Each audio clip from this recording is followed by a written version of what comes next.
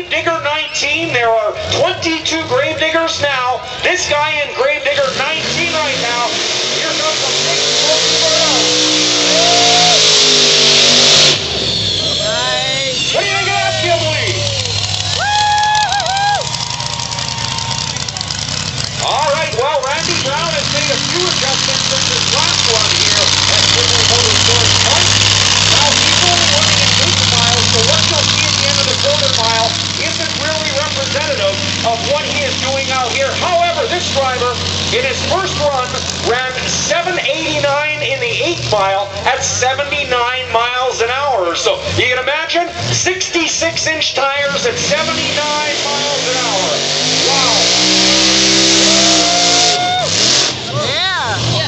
Talking to Randy Brown and Gravedigger in the pit area after his first run, and one of the additions he's going to make to this Gravedigger machine is a line lock system. You can see that rear rotor glowing while he's on the brakes when he's doing those big smoky burnouts.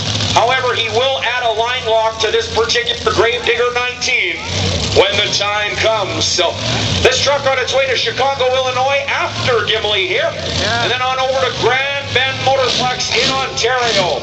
This one brought to you by Walls Rod and Custom and Judge Chrysler and Power Sports. Who's ready for Gravedigger? Let's hear ya!